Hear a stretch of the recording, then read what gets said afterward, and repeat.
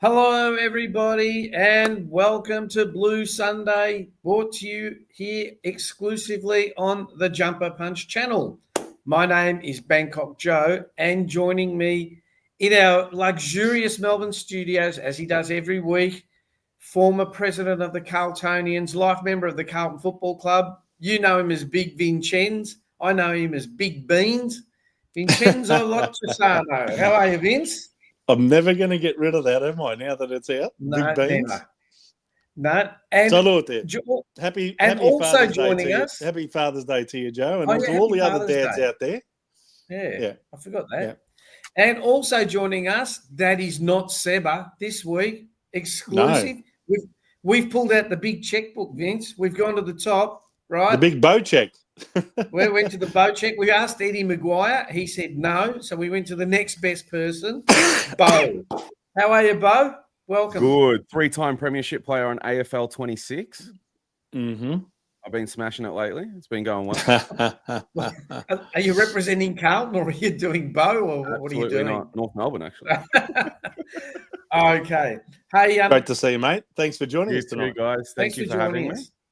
Unfortunately, Seba is he's been omitted, right? His performance in the last 3 weeks has been quite poor. No, he's actually got a family commitment. So yes, managed. Oh yeah, managed. Yeah. He's got a family commitment. So I hope he's enjoying time with his family. Hey, let's get a bit of housekeeping done, and then let's get on with the show. So, as usual, the Jumper Punch channel is proudly sponsored by the Sporting Globe Bar and Grill located in Northlands. As I said, they have a machete bin, so you can drop your machete there. Hopefully, you might pick up a new one or a better one on the way out, but it is at Northland. I've been there once. As you all know, I live in Bangkok. Last time I was in Melbourne, I went there, had a really good Palmer. So get yourselves down there and have one. Did you hear what happened at one of the machete bins today, Joe? What happened? This guy dropped a dildo in one of them with a little note for Jacinta Allen saying, "Why don't you go and F yourself?" Is that true? Yes. I don't know. We're a serious show here. And also... I didn't swear. No, I didn't say you swear. And also... The Blue Sunday is also proudly brought to you by my company, Retired Working for You. We are all things Thailand, and we also can do the surrounding countries, Laos, Vietnam, but not Myanmar, but not Cambodia, because they are still under military rule. Also, you will find Blue Sunday at Facebook, and it's at Blue Sunday, and you will see us, as you probably are now, on YouTube. We're at the Jumper Punch. Like, share, and subscribe. Help us grow the channel so that we can bring you a better product. And Vince, as per usual, we have our usual members in the chat. We've got Lou, Paz, he's run out of Sambuca. We've got Peter V, Rob Galicio, Jai, Tony, Matula, who else? Jamie, Rocco Morrow, Petrican, Sandra McDonald. Hey, Sandra, Stuart. Hello, Sandra. Good evening, everyone. And let's get on with the show. As usual, Vince and Bo, we have a special guest. He's sitting, waiting in the wings, and I refer to none other than Mr. David Rees-Jones. G'day, David. How are you? Yeah, great to be here, and great to hear that news about the machete bin, Vince. I reckon I know the person who dropped that in there too, and I reckon you look at him every time you have a shave. No, I did not do that. But I sounds did like something you would do. Oh, look, I don't know whether it really happened or not. It was something that was on social media. I got a feeling it was a bit of a prank, but anyway. I thought it was quite funny and quite appropriate. Yeah, well, once again, two teenagers killed last night with machetes, and it's just ridiculous. That just keeps happening every day. You wake up in Melbourne, and you look at the news, and something's happened, and gangs and car thefts, and carjackings, kids being taken in cars. I mean, it's just disgusting what's happening here, and it's not going to be long before the vigilantes get together and take these gangs on. Bugger 'em, Well, I mean, if the police won't do anything and the courts Exactly. won't do anything, well, what else is The there left to government do? is weak. The courts are weak, and it's terrible what's happening. Victoria's crumbling before our very eyes. Melbourne is a shithole at the moment. The city of Melbourne is an absolute shithole. I mean, it is not good to go into. It is dangerous. It is full of drug-affected, homeless, and the joint's dirty. It is not a great place. And you look at the other cities around Australia at the moment, Brisbane, Adelaide. Well, a lot of them are not much better. From strength to strength. No, they're fantastic. They're great. There's still a lot of violent crime going on in other capital cities. Don't worry about that. Not as much. Not as much as here. Not as much as here. No way. Nowhere near as much. We're that's true. Stripping a whole lot of it. All I can say, come and join me in Bangkok. No crime. It happens on a daily basis here. That's the difference. Every day that you listen or watch the news, it's happening every single day. And by the way, it has finally hit the AFL community because former premiership coach who used to coach Carlton as well, Mick Malthouse, actually ended up having to deal with a couple of intruders during the week as well. I mean, he doesn't live too far from the MCG. He's in East Melbourne there somewhere. And it's happened to him, the youth crime crisis. Anyway. What? I just was checking Facebook before. What's his story about some guy stole the identity of one of the Brisbane Lions players and entered his hotel room as well? Yeah, well, again. Yeah. Someone did. Someone was allowed to get in. They got an imposter, allowed an imposter into one of the hotel rooms of one of the Brisbane Lions players, and and he got his stuff stolen. So there you go. Anyway, we're here to talk all things Carlton first. So I found a funny little meme. David, maybe you might want to comment on this one.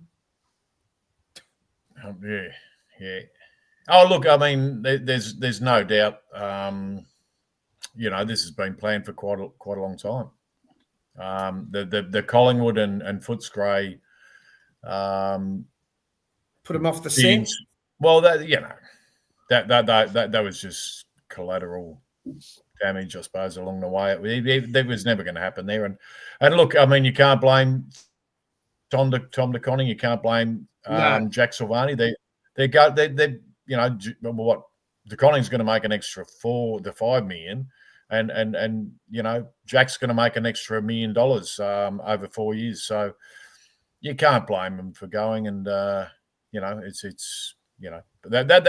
reckon that one's been set up for a long time though, and to say that Stevens had no involvement in it at all is absolute rubbish. I mean, they think people are stupid when they say things like that. And, it's like Ian Collins. It's like Ian Collins saying he had nothing to do with the decision to take Carlton home matches away from Princes Park and to the very ground that he manages. Yeah, which at the time was called Telstra Dome. Yeah, it was. But the fact that anyway. I was going to say the fact that people actually didn't think that a father would speak to his son about any of this, and on top of that, we had the situation where there was the report that any time this was talked about or anything like that, Stephen Silvani excused him from the room and things like that, or excused himself from the room. Yep. No one's believing that stuff. Like that. That's why this period of time when it comes to trades and everything is my most hated time of the year, because you have so many different things floating around that people just buy into, and then when it doesn't happen and it goes the other way, this is what happens. Stuff like this happens. Oh, nah, but he must have had something to do with it, or he didn't have anything to do with it. And it's just this entire period of time, like I say, is my most hated time, because there's just too many rumors and too many news stories getting floated around for clickbait. Well, and I think the extra money that he's going to be paid helps us anyway. It helps us get a higher draft pick. So, it works well for us. There's always a silver lining. Hey, guys, during the week, since we've been gone, there's been a few happenings at Carlton. So, first of all, we've had a coaching shake-up. So, these people have all left. Aaron Greaves, head of coaching, performance and innovation, had no idea what he did. Aaron Hamill was the defensive coach. Luke Power was the VFL senior coach. And Tom Lonigan, development and talent manager. I believe he's going to the Cats. I'm not sure about the others. David, what does a head of coaching performance and innovation do? Well, not much, because we haven't been very innovative, and our performance has been pretty poor. So, it's pretty obvious that he'd go, wouldn't it? Yeah, I thought head of coaching performance and innovation, there hasn't been much of it. So that's pretty self-explanatory why he'd be gone. Yeah. Aaron Hamill, I think our defence was quite good this year. I mean, they had to be, because the ball was always down there, wasn't it? Our defence has been under enormous pressure, and I still don't understand why Aaron was a defensive coach, and we're having problems in our forward line. And he played forward line all of his career. I don't think he ever played in the back line. So that baffles me, and we're not the only team who does that. I mean, who has those sort of things happening.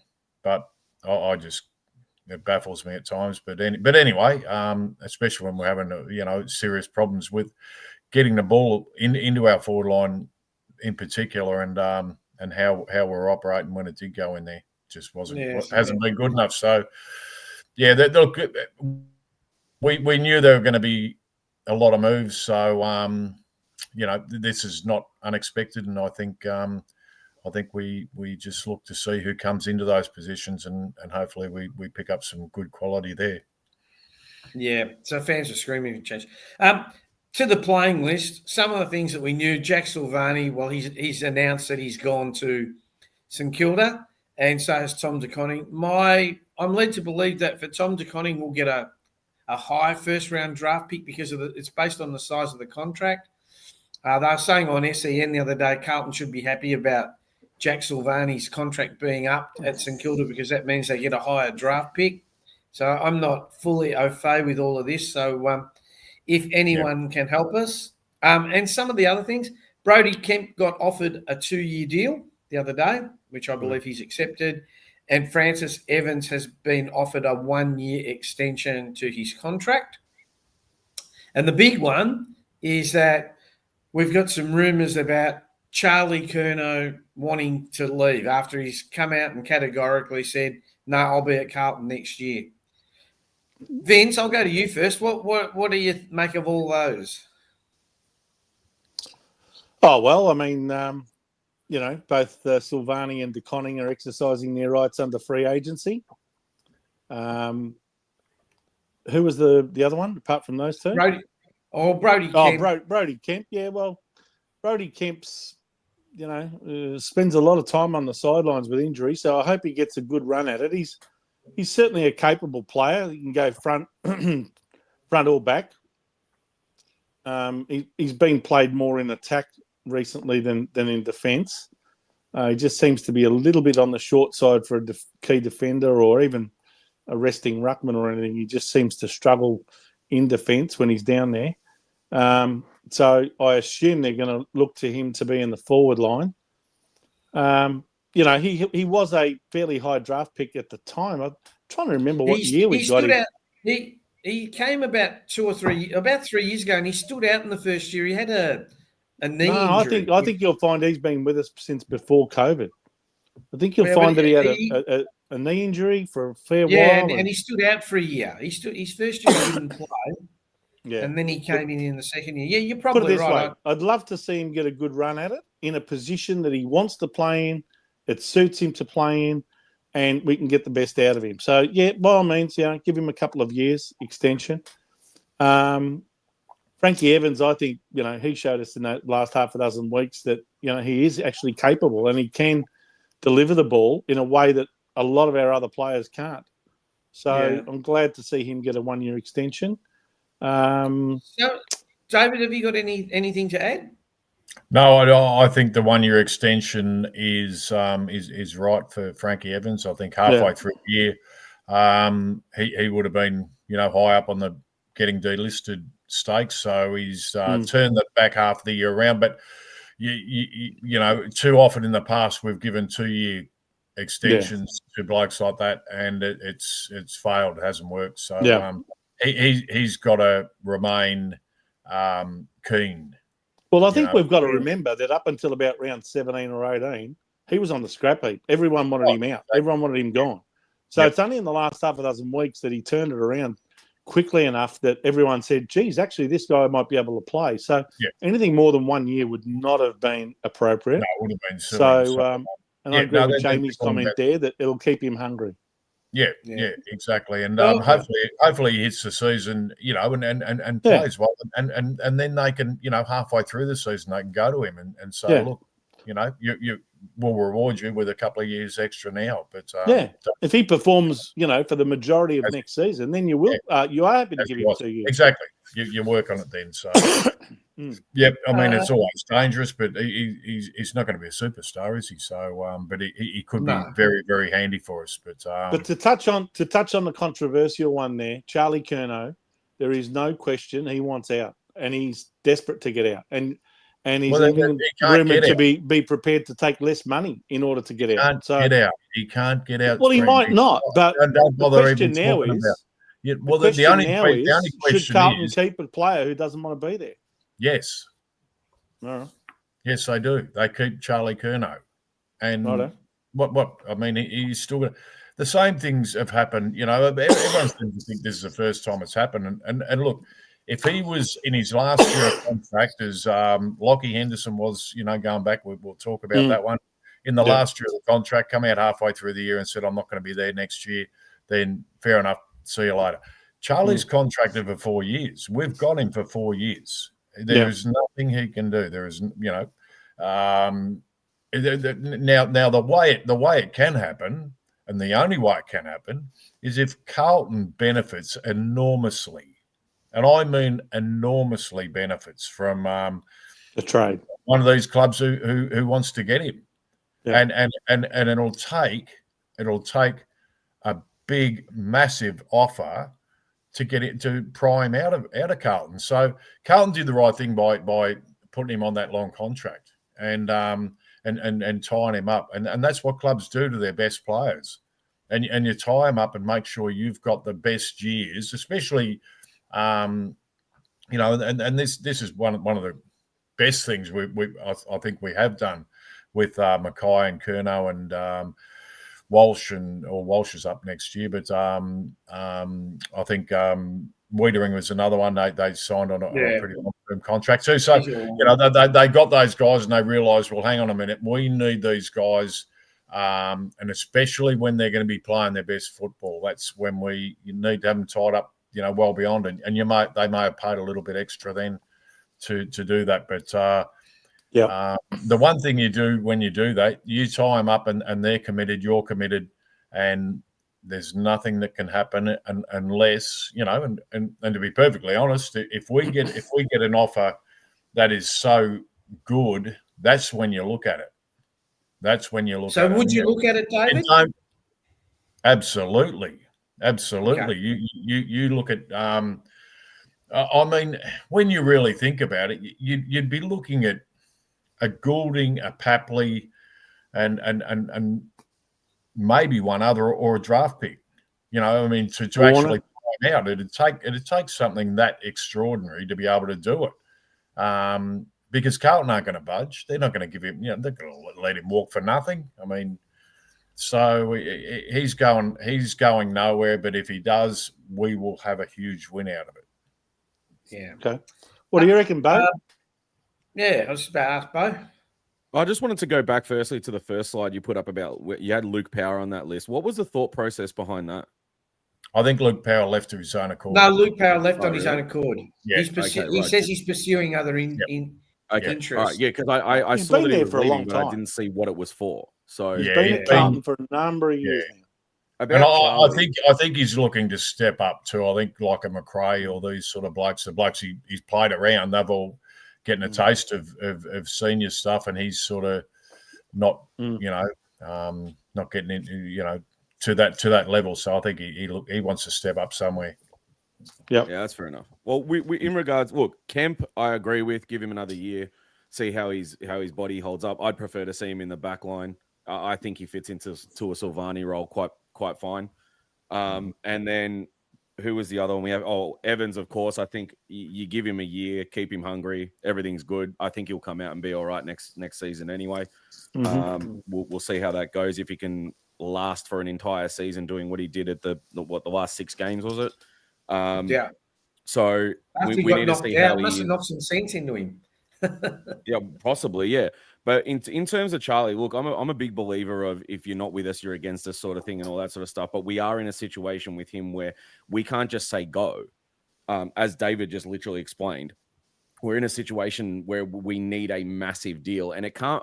I'm not a fan of picks. We need ready-made players, ready to go, established players, and this could honestly be our chance if we were to trade him in this window now.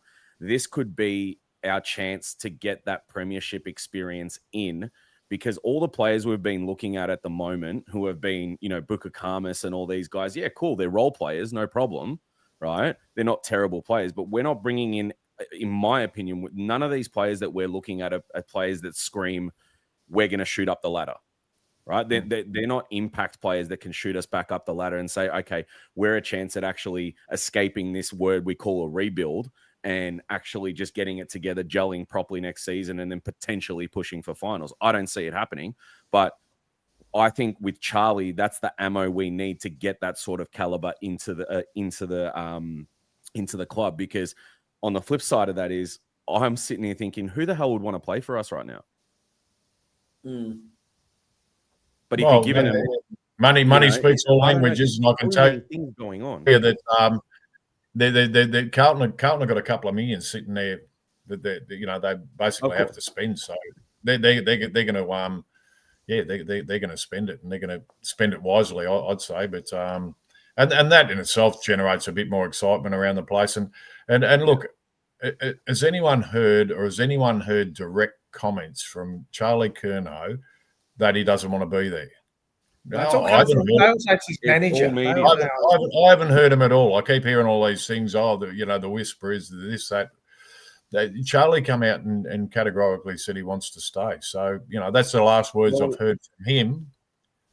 Voss did come out and say that when he used the term open, when they talked about trading, they said, what did Charlie say to you in that meeting, blah, blah. We hear he's requested a trade, and Voss said open. He said he's open to it. That's the only thing we have, that small little amount to go by. Other than that, we have Charlie's word saying, I'm going to be here next year. Yeah. So exactly. He knows the situation he's in, and I don't, people and there's not too many Carlton people in the press, and most of the press hate Carlton. And they'll put the boots in whenever they can get the chance. And the bloke you mentioned before, Eddie Maguire, is a prime example of it. He loves it when he can get the boots into Carlton and at any opportunity. And they just they'll start rumours, they'll start things happening. So until you see anything concrete being said by Charlie or his manager or the club, forget about it, because Charlie will be there next year, and unless we get a massive deal, and if that's the case, then that helps us. That helps us, and as you're saying there, Bo, it helps us get to where we want to get to, and puts us closer to in that premiership window. Yeah, another thing on Charlie is that we need to, if he's going to stick around next season, but there's some sort of thing in his head, in the back of his mind, that he doesn't want to be there, this can go one of two ways. Either he has a ripper season next year and he keeps his value, if not increases it, or we're going to get half-assed Charlie next year and he's not going to care because he's out the door pretty much. That's what we're going to get next year. One of those two things. I don't know many footballers who spit the dummy, and especially quality footballers who, you got pride in your own performance, and of course, you don't go out there and not try. Players can get disillusioned and whatever at times, and but a player, I don't know what.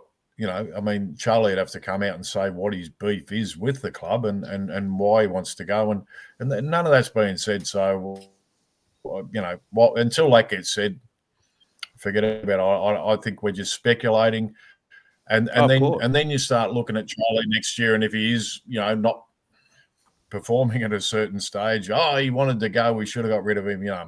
It just opens all the crap up, and let's just concentrate on who we've got and what we've got, and get behind it. Yeah, I agree. Talking of who we got and what we got, we still haven't offered Jesse Motlop a contract. We still haven't offered Mitch McGovern a contract. We still haven't offered Nick Haynes.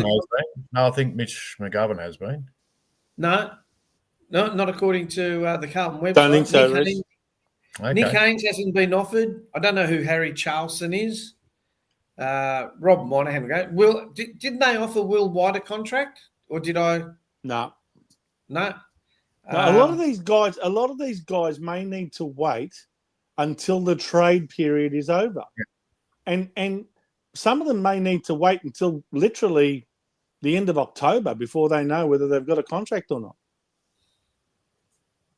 Well, you have to bring players in anyway. Yeah. Yeah. I mean, you have to let a certain amount out of you and bring a certain amount in. So, no, there's no guarantees. But I thought they had offered Mitch McGovern a lower contract. But So all I can see is that McGovern hasn't been offered a contract, and that the way up is to delist or trade. That's it. Who's going to take him though? Believe what you want. You know what I mean? It's just another headline. But I'd keep him. I'd keep him. I'd definitely keep him.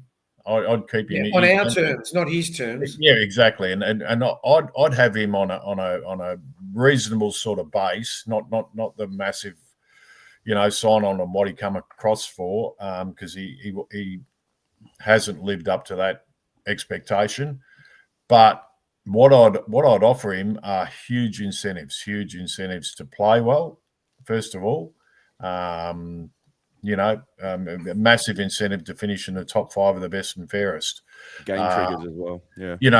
Different. Yeah, exactly. Amount of games played and so on. And that's where, you sort of, a player like him, I think it might just be that trigger that if he, if money's the almighty thing in his household, then it might be the thing that triggers him and we get the best out of him. But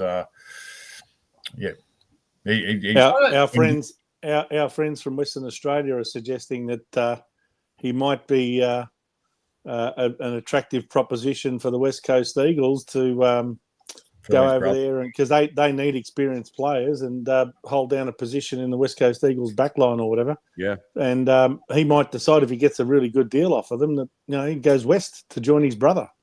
Even though his brother's retired. His brother's retired, yeah. Yeah. I'll ask you a question. Can you trade a player who's out of contract? If they've not been offered a contract. Well, hang on a minute. When's his contract run out? Does it run out? It's run out. It's run out. So they've finished their contracts. Well, yeah, even if it's the end of October. He's free to go wherever he wants. Well, he can go where he wants then, yeah.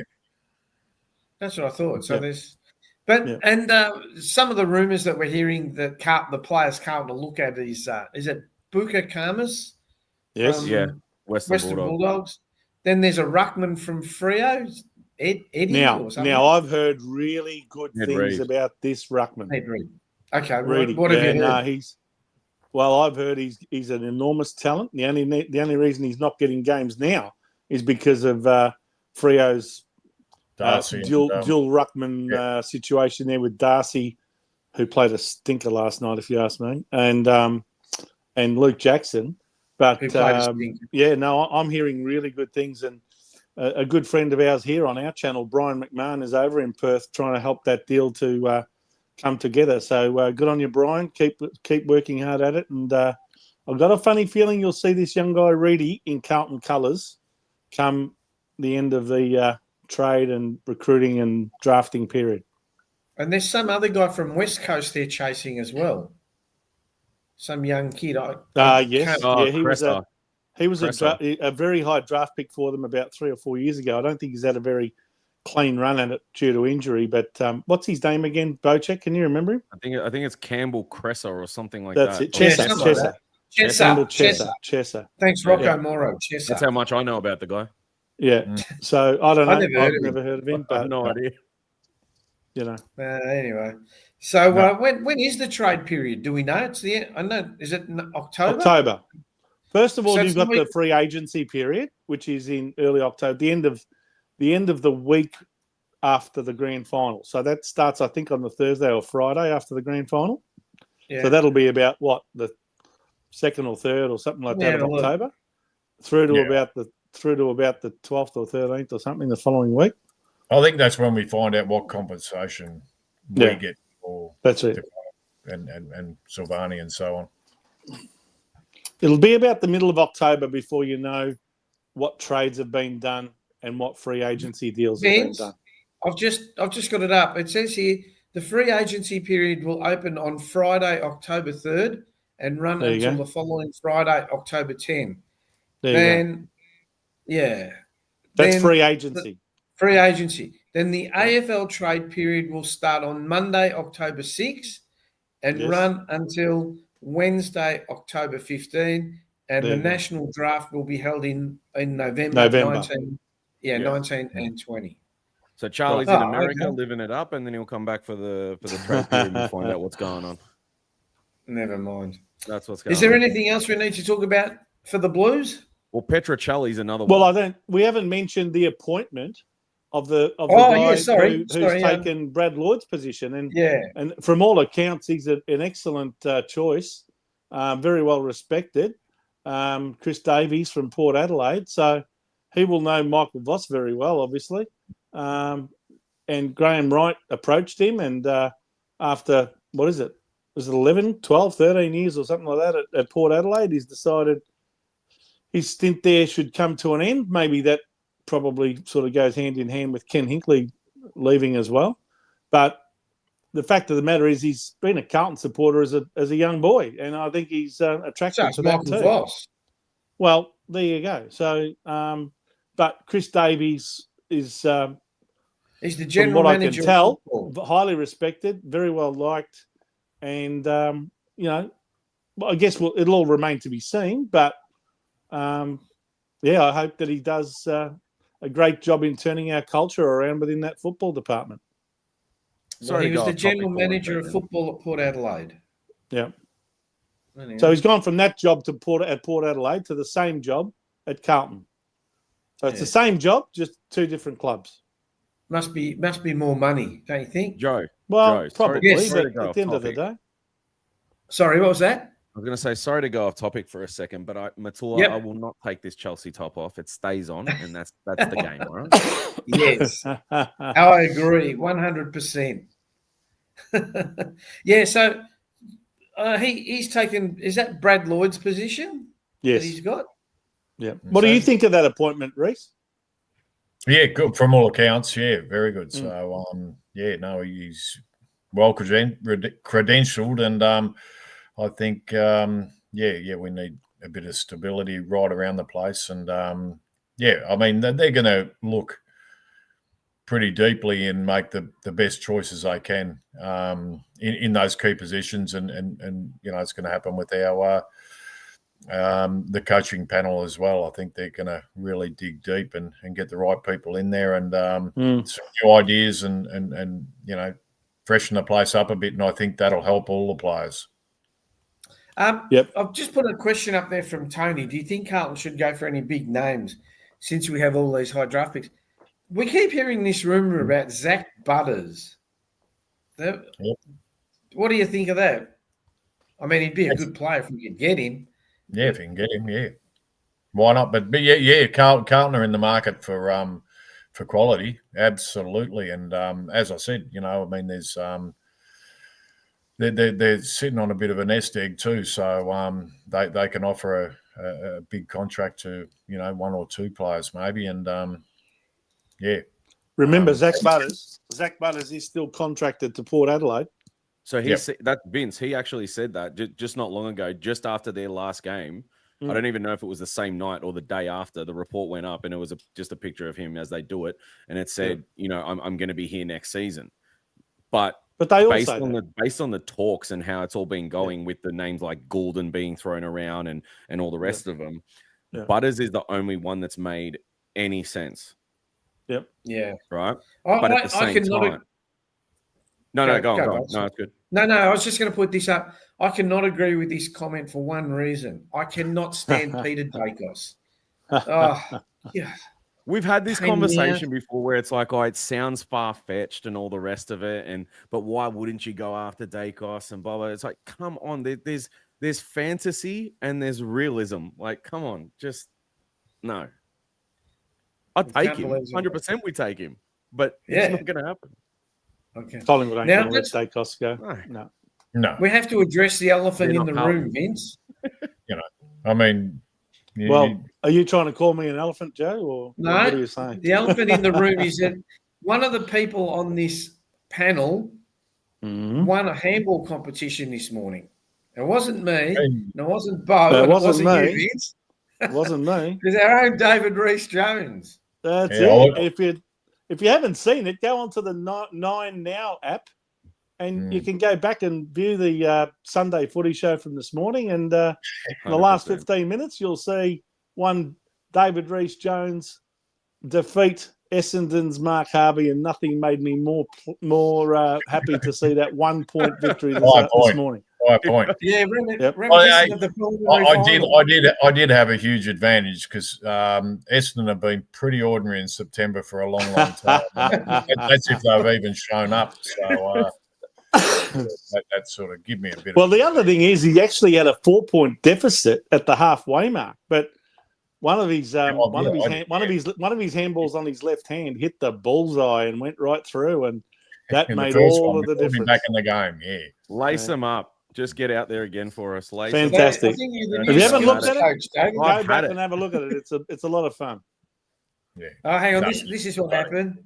So we've had Harvey choked. Right? He did. Harvey choked like Dean Wallace in the 1999 final. That was another one we won by a point. David, you didn't like the wheel spinning. Is that right? Nah. It was better when it wasn't. Back in the old World of Sport days, they just had the fixed board, and you just had to try and hand pass it through the middle hole, and they weren't moving the board around. But these days they move it around in a circular fashion. Didn't Lou Richards had the move the target? That one, I think. Move the target. Yeah. But back in the 70s and 80s, and but I think they finished up in the 80s. I was only saying today that I'm trying to think of the young bloke Smith's name now. Who was on there? Which Smith? Rowan? No, the bloke from Geelong. Isaac. Oh, Isaac Smith. I was saying to him, back in the day when we had the board just stationary and that, and you'd have Barry Cable hitting 10. That's 10. Right. Just ridiculous sort of thing. And some of the guys who were unbelievable. And going back. I think the justification for moving the board around is to sort of suggest, well, hang on, when you're out there playing on the field, you're not hand passing to players that are stationary. They're on the move, you're on the move, so let's put the board on the move. They're not going up and down, though, are they? Yeah, well, they do. They do go up and down. Anyway. Okay. It was good fun and good to be part of. Yeah. Now, David, we're going to go through the finals matches. Did you want to stick around for another 5 or 10 minutes, and then we'll let you go? Yeah, all right. All right. No worries. We'll just get your thoughts very briefly on each of the 4 games. Okay, so the first one. So, Vince, just go through the scores. No need to go through all the goals. Yeah, I won't go through all the other stuff. You can see there that, very early on, it was Adelaide who were the hunted, and Collingwood were hunting them all night. And I think this is a classic case of finals experience really does tell in the end. So you got to hand it to them. In the end, 11-13-79, defeating the Adelaide Crows 8-7-55. At no point did Adelaide have the lead. And, they're going to have to play again this week now and do it the hard way. The only benefit is if they do make it through to the grand final, they'll have Isaac Rankin. But they've still got to win 2 more finals before that happens. The other one was the qualifying final on Friday night, where Geelong really did show Brisbane that they have improved since last year, and Brisbane are not quite the same team as last year. and they beat them by 38 points quite convincingly. Probably should have been more. Brisbane got a couple of controversial goals just before half-time that brought them back within nearly 3 goals when they should have been probably 6 goals down. But anyway, 16-16, 112 to the Brisbane Lions, 11 goals, 874. Then yesterday, another surprise to a large extent because Hawthorn have never won at the Giants' home ground in all the years that they've been going there. I think in 8 previous occasions they have never won, and yesterday they finally cracked it in a final. And they ended up winning 16-11, 107 to GWS, 13-10, 88 by 19 points. And that is the 4th consecutive loss that the GWS have had in finals now. They haven't won one since 2023. And then last night, what a game. Yeah, it's good, wasn't it? What a game of football. And you got to hand it to the Gold Coast Suns, their very first final. They actually sort of proved everyone wrong about not having finals experience because they ended up really controlling the majority of this match. But they did have Fremantle come back at them, take the lead, but they were good enough to steady, get back the goal that they needed to get, and then kick the point to put them in front and win the game. 11-14, 80 to Fremantle, 12-7, 79. And a 1-point victory, a heartbreak for Fremantle supporters over there in Perth. But Gold Coast Suns are preparing themselves for a Q clash against Brisbane this Saturday night. Here you go, Vince. Tell us the 2 games. Well, there you are. So Friday night, you've got Adelaide. They had a second chance, having finished in the top 4. They host Hawthorn at the Adelaide Oval. That should be a ripper. And that's on Friday night at 7:40 p.m. And on Saturday night at 7:35 p.m. at the Gabba, you've got Brisbane hosting the Gold Coast Suns. Of course, Brisbane having had a double chance finishing in the top 4. So they're going to have to really turn things around. They've got a lot of injuries. And the Gold Coast, well, they're just flying high at the moment. And who knows? They might do it again. Who knows? So, David, we'll get some quick thoughts and some tips. So what are you thinking of this week's or last week's games and this week's games coming up? Yeah, look, I thought, the teams that really turned up and to play and probably, even Collingwood, I thought, had a couple of their players who were a little bit down on their performance, but they come to play. Finals footy is different. And you don't have to go and get your easy kicks and your million kicks and whatever. It's a lot more intense. It is a hell of a lot more intense, and you've got to be ready to stand up under that pressure. The teams that won, Geelong were fantastic at it. Collingwood were great. In that match last night, I think, to be perfectly honest, I was falling asleep early in that game, and I went to bed and I flicked the tally on, and I was just glued to it after that. It was a great game, but I think Gold Coast could beat Brisbane. That's the one upset I reckon could happen. They're going on a bit of a roller coaster there. Not to say Hawthorn couldn't beat Adelaide either. I just think Adelaide, their big blokes were they just couldn't get that forward line work in their midfield. But the intensity that they played with just wasn't there, and I think that might have been a bit of a wake up for them. So for their sake, they need to come out and they need to play with a lot more passion and aggression and determination because they're going to get whitewashed otherwise. It reminds me of Jono, actually. Jono got he got rubbed out for a few weeks going into 82, was it? 82? You're obviously talking about Wayne Johnston. Wayne Johnson, yeah. And just for our younger viewers who might not know who he's talking about.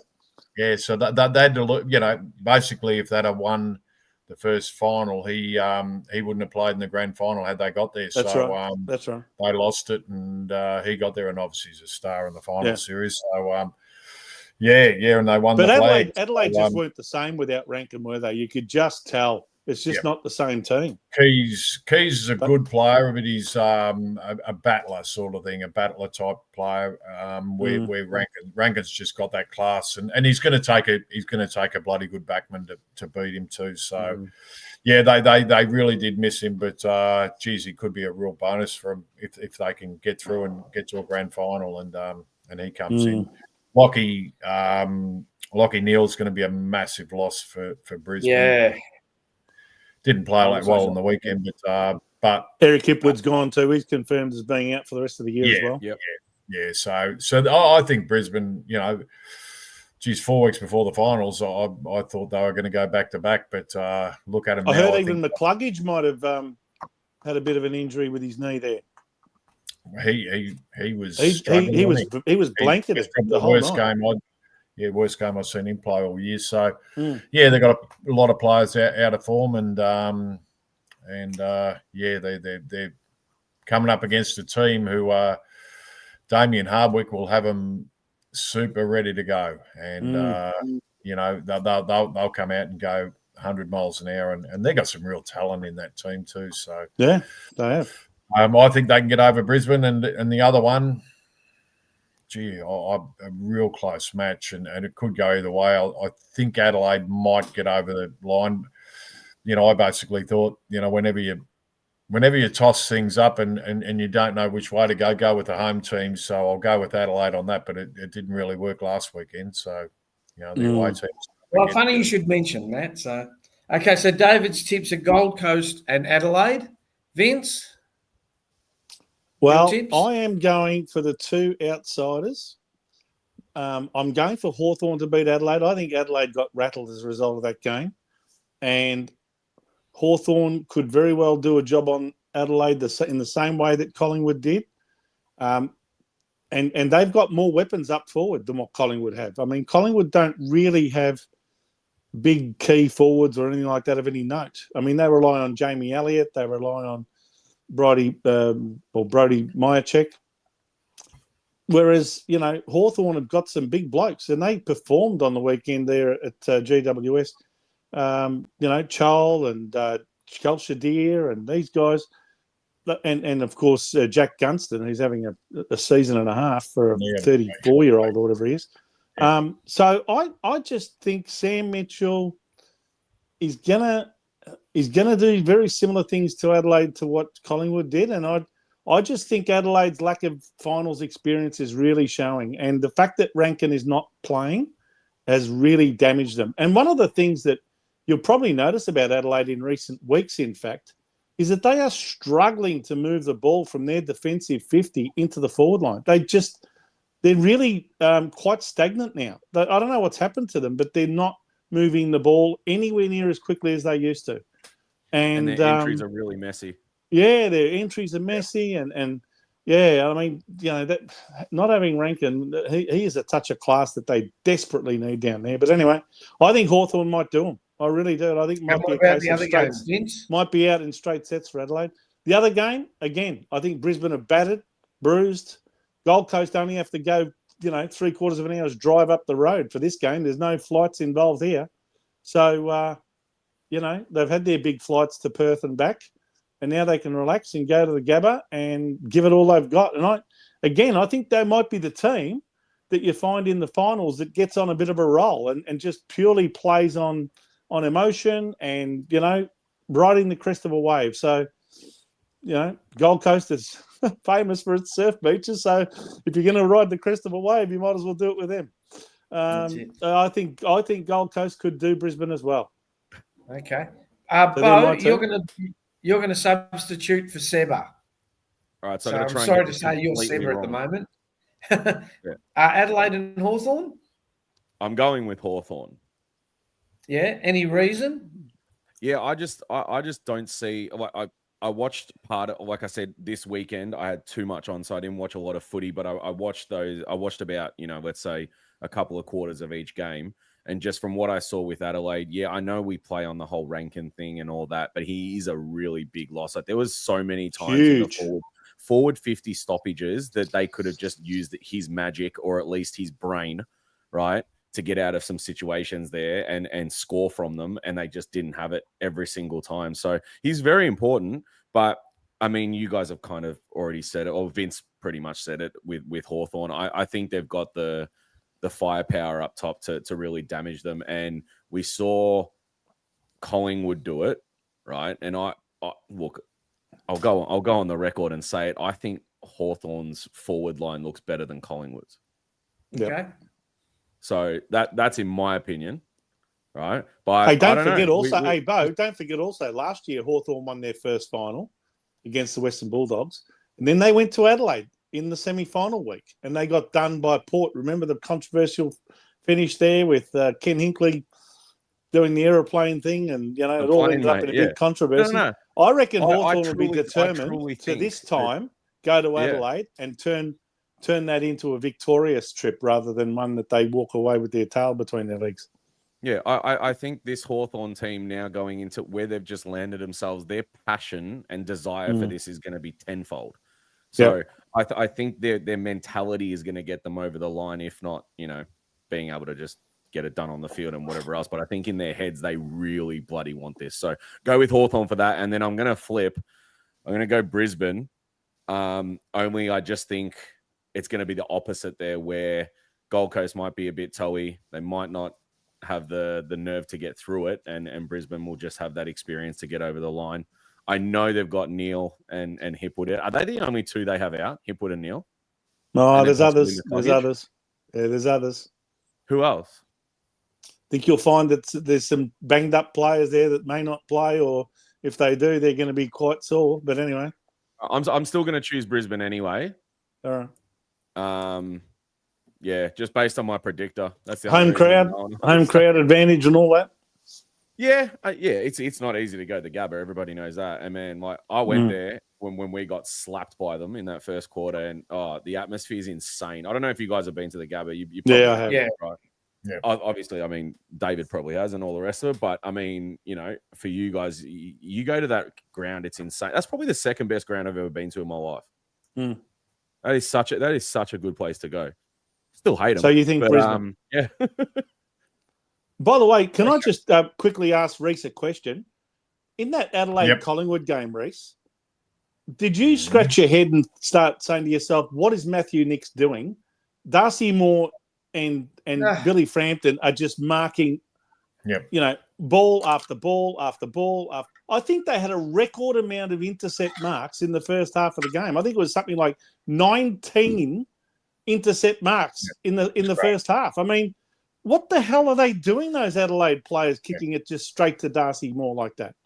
It was like watching a Carlton game, to be perfectly honest. Exactly. So it was seriously like watching a Carlton game.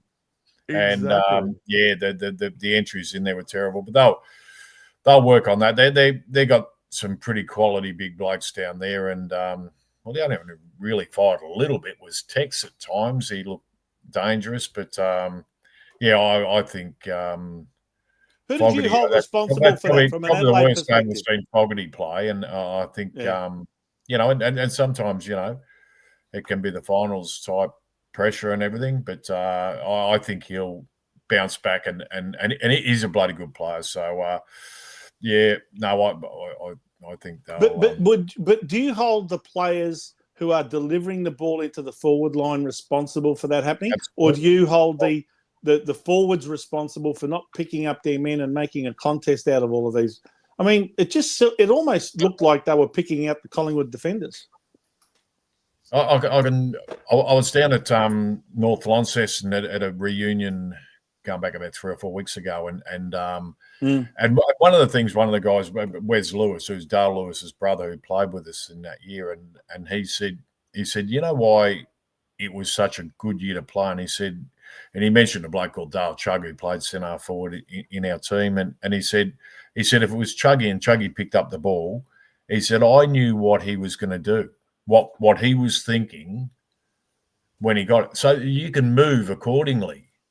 If you know what that bloke's thought pattern is, because we've got a set of rules and we're going to abide by, then you can be moving to a position that you know what he's doing, and that's a team. That's a team playing together, and that's what you need. You need to know what the bloke down there, what he's thinking. If he's going to come onto his left or his right, or go towards the boundary line. If he's deep in defence, he's going to turn boundary side, or whatever the case is. You've got to have every single thing, and you know how far he can kick. You know everything about him. So that's the type of synergy you need to be successful, and you really need to have that down pat. And teams who haven't got that, or it fails, you can see that their game plan's just hasn't worked. It's just fallen apart. So they'll be working over this week though. So you've gone Brisbane and the Hawks, is that right, Bo? Yes, please. Yep. Okay. So I'm going to go for, I think Adelaide will bounce back. I actually thought they looked good when they got the ball running. They just reverted to the Carlton style of kicking it long. So I really don't understand why they've changed their game. I watch Adelaide quite a lot. My best mate here in Bangkok is an Adelaide supporter, and we both go to each other's games and watch them. So it was very un-Adelaide-like the way they played the other night. Maybe, Colin, as David will tell you, you can only play as good as the opposition let you. That's it. So that's it. And I actually think Gold Coast, even though they might be banged up, I hear Brisbane have got Lachie Neale is probably going to miss. Eric Hipwood's going to miss the rest of the season. And I just checked that Hugh McCluggage is doubtful. Yep. So if they might have fallen apart at the wrong time. And as David will tell you, confidence can do a wonderful thing for a bunch of young kids. Get them out there and if you give them they got the right coach. They've got Dimmer, and he's instilling a lot of belief into that squad, and who knows how far they could go. Yeah, exactly. The other person we need tips from is Paz, so he wasn't listening before. So now this is the tipping ladder. Big Vincenz got all four last week. He went Collingwood, Geelong, Hawthorn, Gold Coast, whereas David went Adelaide, Brisbane, GWS and Freo.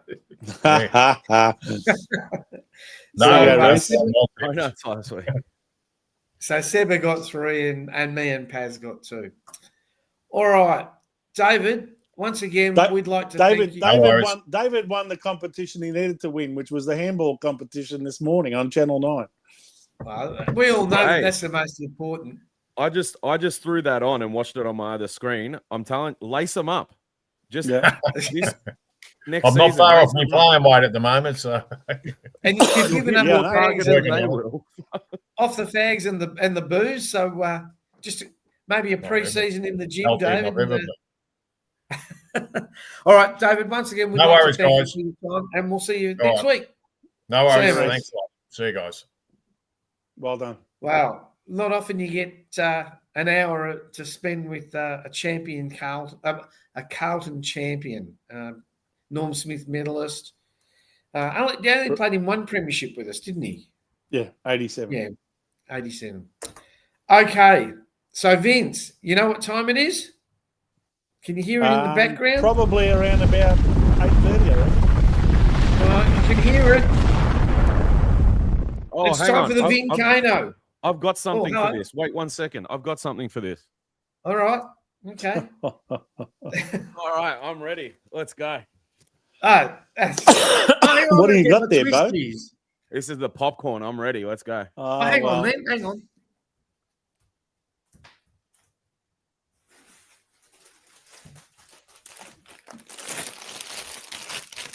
Twisties. Righto, Vince. Let it rip. Well, I'm going to disappoint you because my Volcano this week is pretty passive. Only because I'm going to steer away from politics, world politics, religion, state politics, federal politics, religion, anything to do with the LGBT community. anything to do with the Indigenous community. So I'm going to stay away from all that. My Volcano this week has got to do with the blood rule. Yeah. Last night, I saw a player called Matt Rowell stay on the ground, even though there was blood pouring from his face, and he continued to stay on the ground for quite a while after it was bleeding obvious, pardon the pun, that he was bleeding from the face.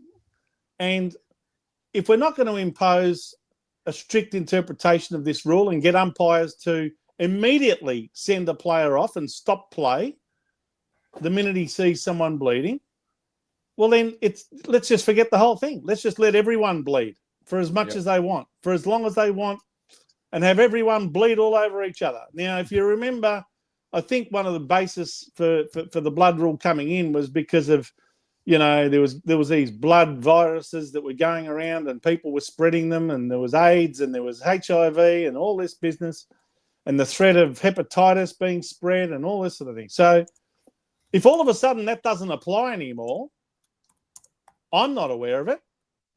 But if it does, well, then why aren't we administering this rule in the way it should be? I think it's been relaxed ever so slightly with each year that's gone by, to the point now where last night a player literally just said, "Stuff you, I'm staying on the ground." And no umpire stopped the game to say, "Mate, you need to get off right now." So if they're not going to administer it, get rid of it, one way or the other. But you can't have your cake and eat it too. And can I just say something? Seriously, Nick? It's just become like so many other things in the AFL. It's a farce. It was originally brought in when, and I'm not being rude or anything, wasn't it because they thought it was the spread of HIV or something? I could be wrong. That's what I just said. That's what I just said. So, I mean, that hasn't disappeared. No. I don't get. Well, there's 4 umpires out there, and then there's one on the boundary line as well. Yeah. So I just you're either going to have the rule and administer it properly, or you don't have it. Just get rid of it if you don't want to administer it. Like, look, to me, it's frustrating to have the rule and then umpires just don't impose the rule. So it goes without saying. It's like every other, well, not every rule, but so many of our game rules and so on and so forth that are inconsistently upheld, right? Mm-hmm. One week they're calling this, the next week they're not calling that, and so on and so forth. And this blood rule is also one of them. I've noticed it many times over the past few years. But it also happened. Who did you just mention? You said it was Matt Rowell, yeah? Matt Rowell, yeah. So it also happened with Darcy Cameron the other night as well. Yeah. So Darcy Cameron came off with the blood rule, no problem. We get it. I'm all about that. You don't want someone's blood in your mouth, right? No. So that's fine. But you have to be consistent with it. But he came off, he came back on. And then it was immediately not so long after that. It would have been about a minute. They brought him on the screen. It was dripping again, and he stayed on. Yeah. And took a kick. He took a set shot, I'm pretty sure. And it was a tiny bit was still dripping down here. So where's the line? Again, I don't care if he's got to be sent off 10 times in a row. Yeah. Right? You go back off. The minute we see you bleeding again, straight off. And I don't care if it's 10 times in a row. Get off the ground. Right? Yeah. Yeah. And in fact, what I would have said is maybe they should bring in a rule to say that once a player has come on and come off and come on and come off and interrupted the game more than, 3 times or 4 times maybe maximum, that's it. You aren't coming back on the field. End of story. Or maybe you can't come back on the field for a quarter or for 15 minutes or something like that, so that they don't just do a half-baked patch-up job and then all of a sudden he's bleeding again. Correct. Get it done properly just and come then up send with a them good out. suggestion. Yep. There's an AFL doctor on the sideline. Surely he should give up the AOK, right? True. They've got someone there that's for but a lot of these players have got the blood in the middle of the ground, Joe. These doctors may not even before see they come anything. back on. No, before they come back on. Oh, you mean before they come back on? Right. Okay. Yeah. Joe, bring up Scotty's comment. Where? That's disgusting. That shouldn't be happening. Tomlin's. That's not good. Well, there you go. Yeah. I mean, that's just terrible. That shouldn't be happening. Well, I'm not grossed out by any stuff like that, but this, in terms of health things like that, you shouldn't be wiping blood off a ball, man. Like, come on. I agree. Right? That's not on. Yeah, but I In think fact, if someone was having a set shot and noticed blood on the ball, he should be entitled to say, "Ump, I'm giving you the ball, and before I have my shot, go and get it cleaned for me because I'm not gonna put my hands all over that." Right? Well, it's I know what people are going to say. They're going to go, "Oh, you're being soft." Oh, no, it's not that bad. But no, I'm to me, sorry, you're either going to have the rule and you do it properly, health, or you don't do it at all. And we're talking about someone else's blood here. Like, it's not like you got a graze on your foot or something. Yeah, go on. Who gives a shit, right? But we're talking about someone else's blood that can legitimately end up in your mouth, right? Yep. You can't be doing that. Yeah. No. Yeah, I agree. Anyway, that was my choice of topic for this week. I hope that was interesting enough for our audience. I'll be interested to hear what they've got to say about it because, I'm just frustrated by the fact that so many things at the moment in the AFL, especially when it comes to umpiring and adjudication and interpretation, it's just all over the place at the moment. The most appropriate thing I saw on the weekend was Andrew Dillon, the absolute out of his depth CEO, more out of his depth than I've ever known any other CEO in the history of the AFL, sitting next to another bloke who's totally out of his depth at the GWS game, who had a Hawthorn scarf around his neck and just happens to be the Prime Minister. Who got a lot of boos. Yeah, that was the most appropriate image I saw over the weekend. Did you hear the crowd? And there was a lot of booing going on, and I wasn't sure whether the booing was for Dillon or for Albanese or both of them. Probably both. I think it was Albo. I think it was probably both of them, mate. Don't underestimate the hatred for Dillon at the moment because he is not very well liked or respected. Yeah. Well, Vince, he's sending our game into the gutter at the moment. I got 2 points to raise, right? You talked about interpretation and stuff like that, right? So as I said before, I watched football with a friend of mine who's an Adelaide supporter, right? Mm-hmm. He says, that last kick that Swallow got, he said that was dropping the ball. And I said, it's holding the man. And he said, watch it. He dropped the ball before he got held in excess. I don't know that he dropped it. It was still jarred out of his. It was jarred out of his arms when he was tackled. That's still incorrect disposal. That's still considered. You might be right, but I think it was deemed. It was deemed that the ball was prized out of his hands when he first took possession of it in a tackle. And look, I think you're right. I mean that free kick against Brendan Cox was very stiff, but because he probably didn't even know that the ball had been prized out of Swallow's hands. But that free kick has ended up costing Fremantle the game.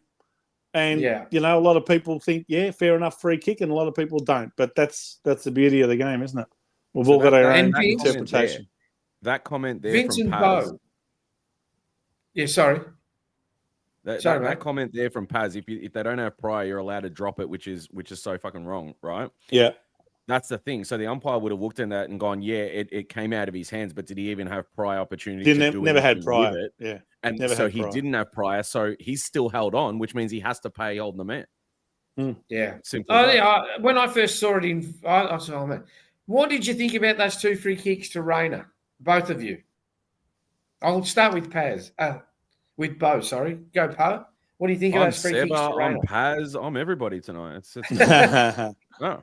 I'll be honest with you. I haven't seen it. Oh, okay. So you got to throw this one to Vince. Vince? Well, I think we can all agree that the contact that was made by the Geelong defender on Rayner, 140 metres away from where the Geelong player was about to take a set shot for goal and put Geelong something like, 33 points up, I think you'll find that that contact that was made was very minimal. Rayner milked it. He put on an act and he sucked the umpire in. However, there are confirmed reports from people who were at the ground that they noticed that the umpire went over to both of them, at least on one occasion before that free kick was paid, and warned them about, I've got my eyes on you blokes, right? You're constantly at each other. And so you might say, even though the contact from trying to think of the player who was guilty of the free kick against Rayner. I'm trying to think. Was it O'Connor? Oh, yeah. wow. Anyway, the Geelong defender, I think you'll find that, he was silly to have gone anywhere near him because the umpire was almost, hanging out to pay that free kick. And in the end, that's exactly what he did. Now, the second one, most people are saying, well, that was deserved because Guthrie came in from a distance after Rayner had kicked the goal and he knocks him over again. Now, this time it was a bit more force. Again, you could argue that it wasn't enough force to really knock him over. But yet again, that's just stupidity. Well, that's what I thought. And that's ended up costing them another goal.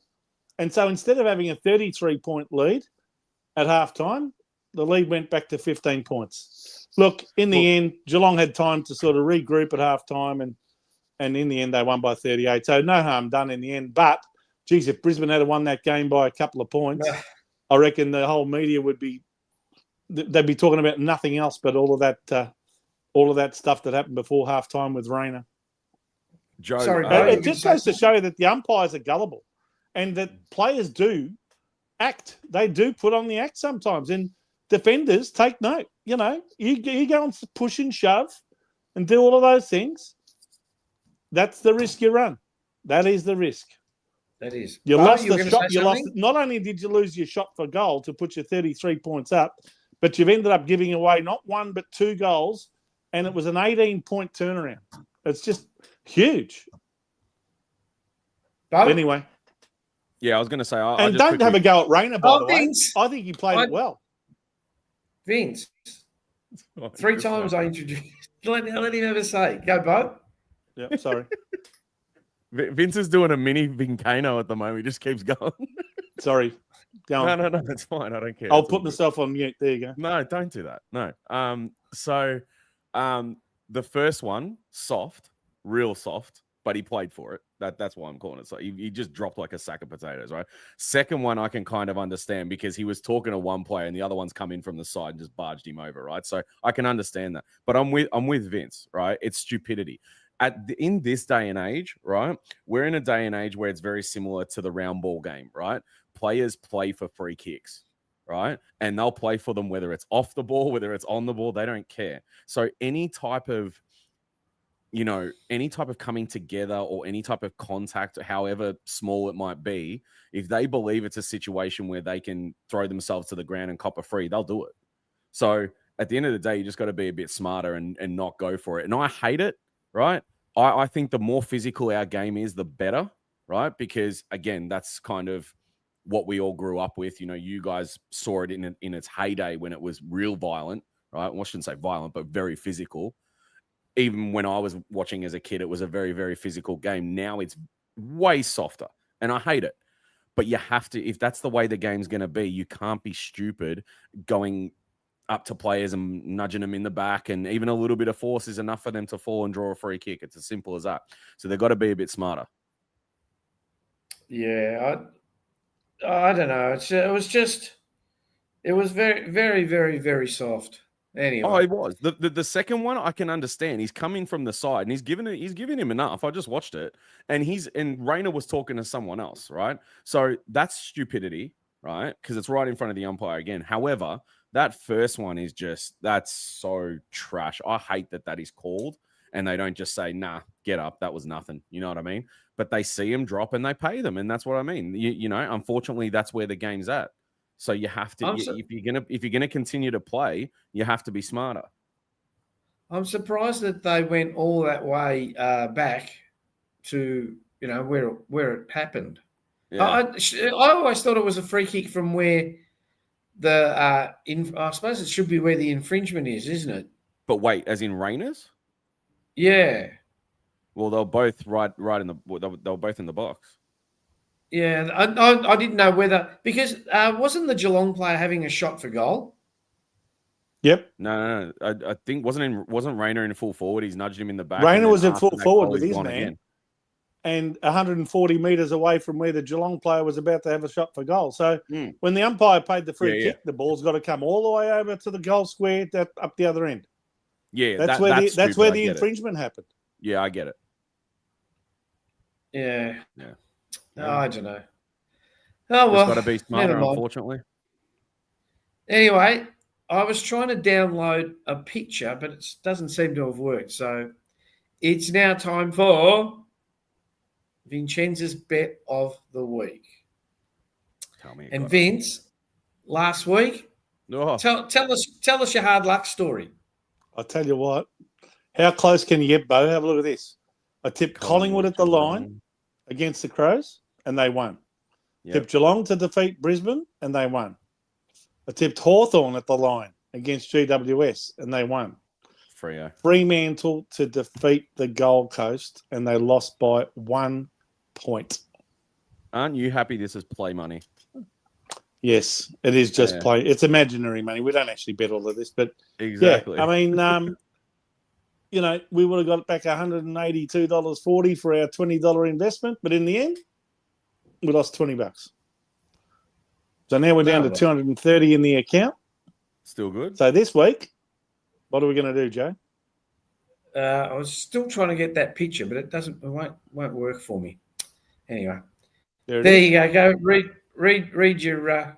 It's not about. Okay. Read your bet. So this week we've just got the two games, the two semi-finals. So we're going for Hawthorn, and these were my tips, by the way, when you asked me before. So we're going for Hawthorn to defeat Adelaide at $2.10. Do you know that the line is only 3.5 points? So even the market is saying that this is a flip of the coin game. Yep. And the second leg, we're going for Gold Coast at the line, which gives us an additional 12 points if they happen to be beaten by Brisbane. So what we want is Gold Coast to win or to lose by no more than 12 points against Brisbane. That gives us $1.90. And those two odds together, if you multiply them, they come out to $4. Betting outlay $30. So if it loses, we're going to have a balance of $200. But if it wins, we're going to get back $120.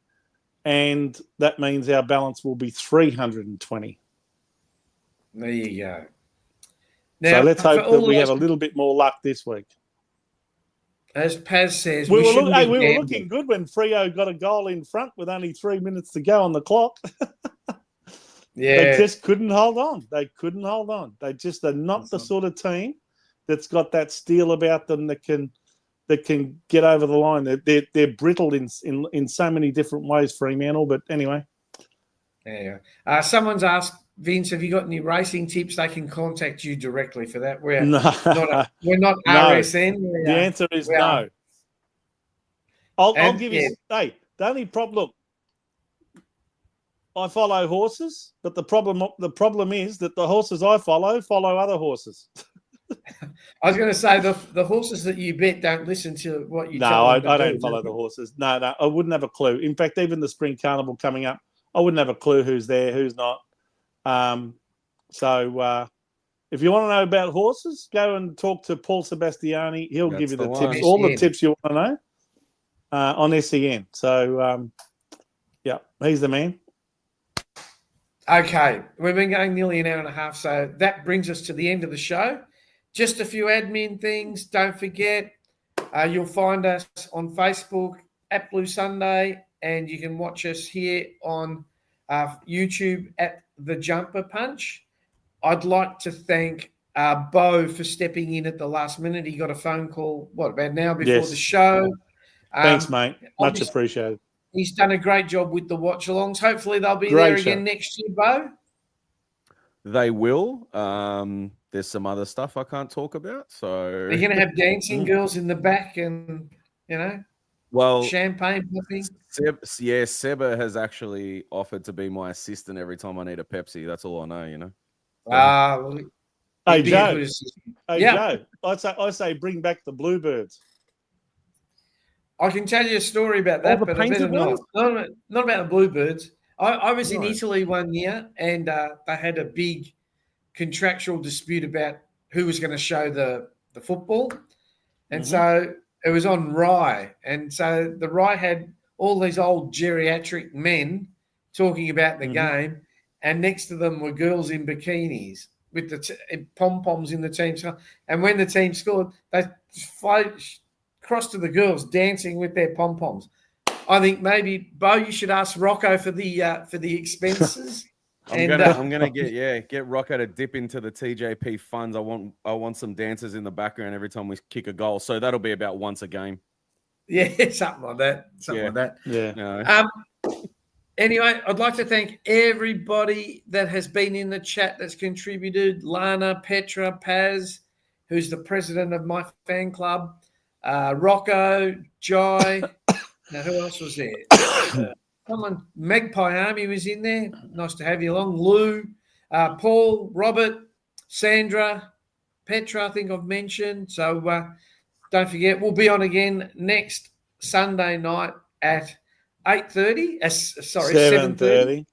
When does daylight savings start in Melbourne? Is it next in week October or the week after in the weekend after the grand final? So yeah. well and truly There you after go. we've finished. So yeah. That's good. So on behalf of Vince, Yes. you haven't had any Cheerios. What, you got no friends this week? No, I have.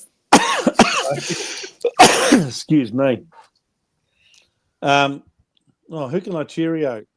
Cheerio all the dads. Did I not Cheerio all the dads for Father's Day today? You did. But I have a Cheerio, Vince. Yes. Right? To the lovely woman in my life, Tanya, whose birthday it was on Friday. That's Vince's partner. A Thursday. You took her out on Friday, though, didn't you? Yes. Yeah. So I was Tanya, almost expecting you to put up some sort of photo from the Facebook post or something. Well, I didn't want to show up what sort of a lousy boyfriend you are, right? So no Cheerios, Vince. Jeez, I'll tell you what. Happy birthday to Chris Judd. Turns 42 tomorrow. There you go. Okay. There you go. I'm sure he's watching the show. He's 21 for the second time. There you go. Happy I'm birthday, sure he'll be Juddy. watching the show. Yeah. Pat, Bo, you got to have a Cheerio. Yeah, I'm going to give a Cheerio to my lovely lady as well, who is somewhere on Hinge or Tinder or something. I just haven't found her yet. We'll get there, hopefully in the next year or so. She'll pop up somewhere. Yeah. Yeah. Wow. Actually, Bo was telling me that he that his neighbours, his next door neighbours, have been making some sort of pornographic video. He's been watching it all the time. He's been, popping his head over the fence and watching all of this happen every single day. And apparently, the only problem is that they don't know it yet.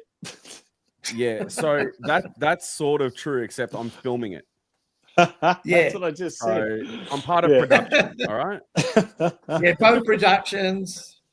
Hey Joe, are you going to mention all definitely of the not true, by the way. You're going to mention all the different shows that are on during the week? Well, that's in the outro, Vince, so people can watch the outro, but they'll see.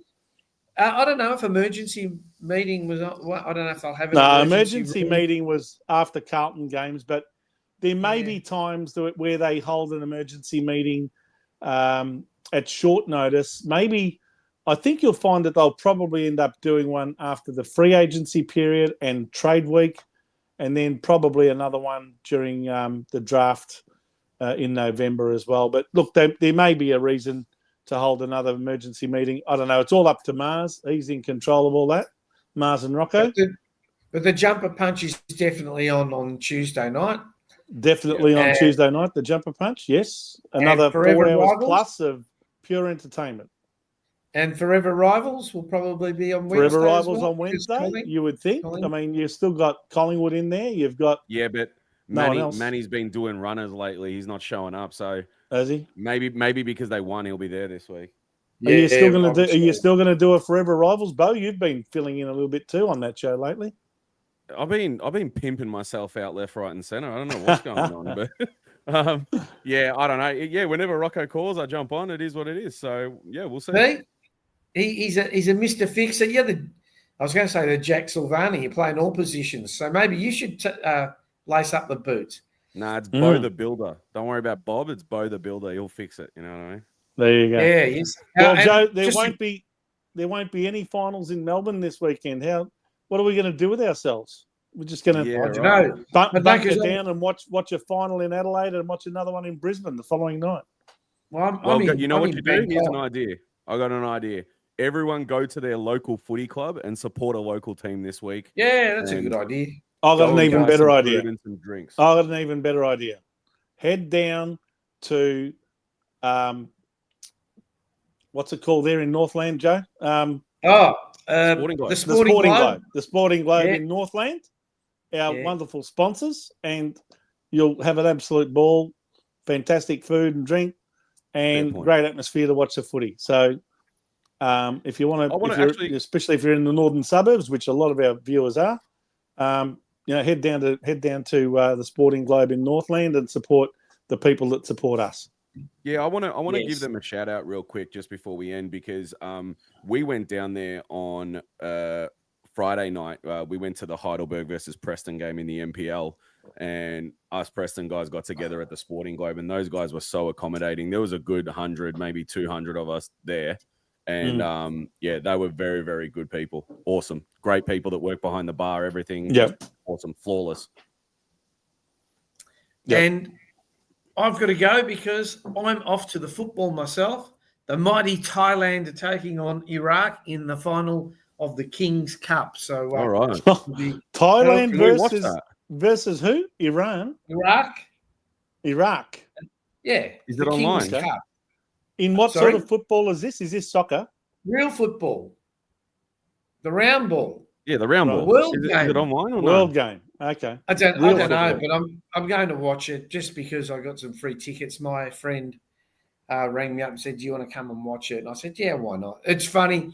It's funny to watch Thai football. As soon as it gets over the halfway line, they think they've scored. They get all excited, and then when there's a bad cross, it's sort of So all the girls Enjoy, are screaming. Joe. But that's I've got a I think question. I've got a question for Bo before we leave. okay. Yes. Are you a Chelsea supporter because they are known as the Blues, or is there some other reason why you're a Chelsea supporter?